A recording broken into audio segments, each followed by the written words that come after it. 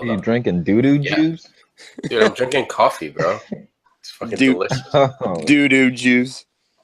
it doesn't look like coffee in that jar.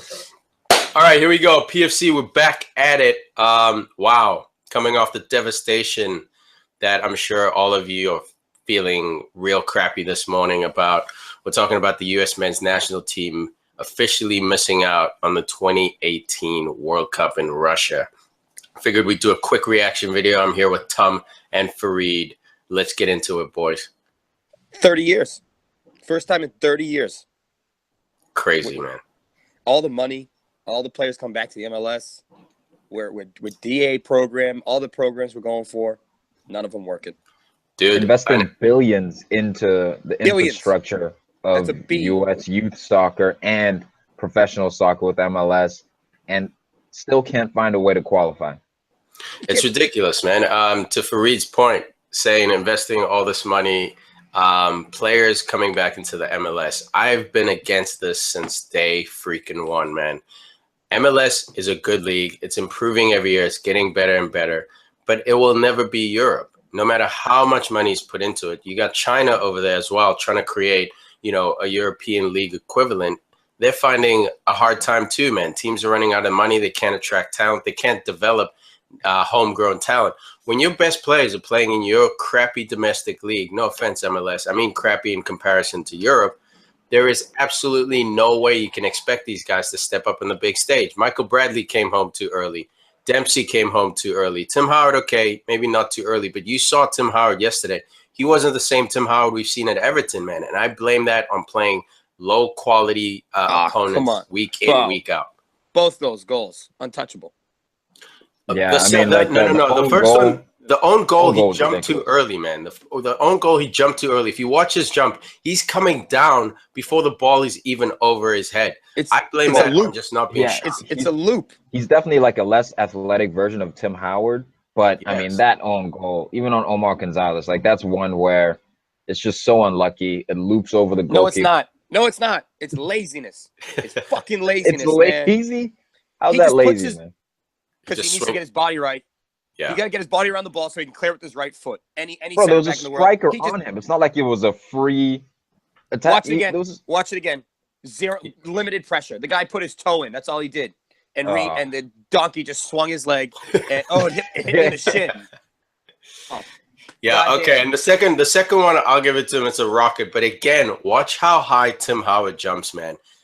I think it's a hell of a goal. But, man, if Tim Howard is at Everton having to save Aguero shots, having to save Jesus shots, having to save Lukaku shots, I think he gets a little more spring in his legs. Problem is, he's in Colorado chilling, having a good time. And, look, he deserves it, man. The dude's been an absolute beast his whole career. But my point is, if you want to make the World Cup, there's a reason why Jesus didn't stay in his domestic league. There's a reason why Ronaldo didn't stay in his domestic league. There's a reason why Messi, all these players leave their domestic leagues. Yes, they still love their country. They still support their country. But you cannot have your best U.S. talent playing in MLS. There's a reason why Pulisic is the only dude on that pitch doing work, man. Falling, man, and he tried to rescue him. He did his best, got the goal to pull it back, but it just wasn't enough. It was too little, too late. I think Alexi Lawless, we have our own Alexi Lawless on right now for Farid. But come on, Josie out the door. Where are you, bro? We need you. Step up. Did his rant come too early? Because if his rant maybe came last night, right before the actual Trinidad game, maybe he could have actually boosted him up. But they kind of blew their load with the Panama game. They thought they were all set, and then they knew they had to handle business. But Alexi Lawless, man, timing is of the essence. We needed you yesterday. Brilliant. I'm glad the USA didn't make it. I'm happy because this country needs an overhaul. This shit is not working. It's terrible to watch. It's flat out embarrassing. Six teams in a group. You can't get in the top 4. That's ridiculous. That's you real? Embarrassing for the U.S. Bruce Arena came out and said that he'd like to see one of the big dogs from Europe come and compete in this bracket because it's tough. Wow. Tough. Bro. Trinidad? Wow. Panama, dude. Panama and Honduras made it to the World Cup before the U.S. did. Are you kidding me? Mexico ran away with the group because there's no competition. I surrender. Everyone's going in. I don't know where to fix it, though, because the foundation seems to be shaky in its own. Everything. Klinsman has critiqued it for a long time, and people now saying that, oh, Bruce Arena was the right guy or Klinsman was the wrong guy. I don't think it matters, man. I think it starts at the base of the whole thing, and the fact that the U.S. is already behind several years compared to other countries, other nations who have been playing. I don't think we'll ever see, honestly, the United States win a World Cup, but for them to take a step back, and not even qualify, that's the scary part. That's where you got to really analyze what's going wrong. Yeah, I Bruce think that. Go ahead. Okay. I think it's time for change, man. It's time for change. I've always been against, and I know you boys work for clubs, but I've always been against a club charging in excess of $1,000 for a kid to play the sport, man. It's not that kind of sport. I understand that clubs have to make money to pay for things, stadium time, all that stuff. But man, the best talent goes wasted because those kids in the hood can't afford $1,000 to play. I was one of those kids. I couldn't afford to play for one of the premier soccer clubs $1,000 in the country. No, I'm saying $1,000 4 now. Nowadays, it's 3,000 plus to travel, for the uniforms, for the track suits, to participate in tournaments. It's an excess of 3,000. It's at the top crazy, of Farid. So what's gonna happen to that kid in the that kid with athletic ability, that Mexican kid or that black kid or even that white kid, living in a poor neighborhood? They're talented, but they can't play as much. They can't play in the biggest, brightest tournaments, so they don't ever achieve their full potential because of that.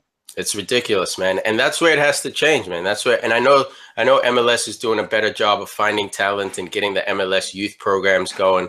That's a big plus. And the other thing that hurts US soccer is that college system, man. You go to a program for 4 years, and what's the objective of that coach? It's not development. In the age of 18 to 22, those are probably your prime years of development. We're watching Rashford right now, a few other players developing in that age bracket.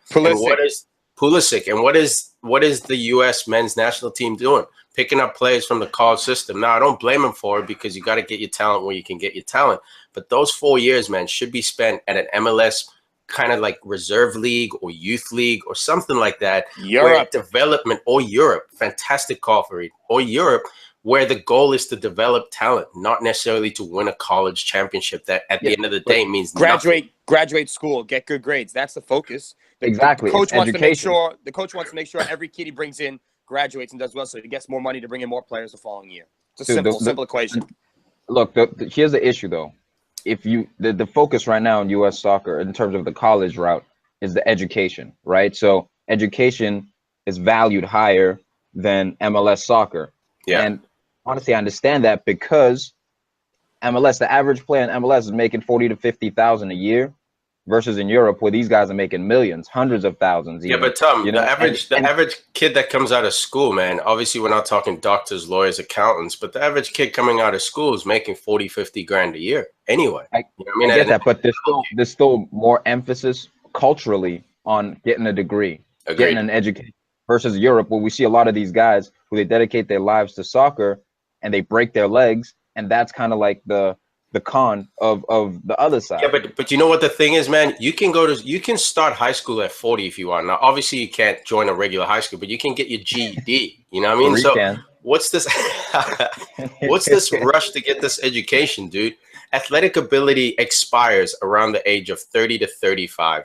Different for different people. Obviously, there are 40-year-olds out there still doing it, the Ryan Giggses of the world. But in general, from 30 to 35, athletic ability ceases to exist. Your brain continues to develop, man. You can start school at 35 after your career is done. Let's say you break your leg at 22. Okay, get a government loan. Go to school. Like, the loans are there. The scholarships are there.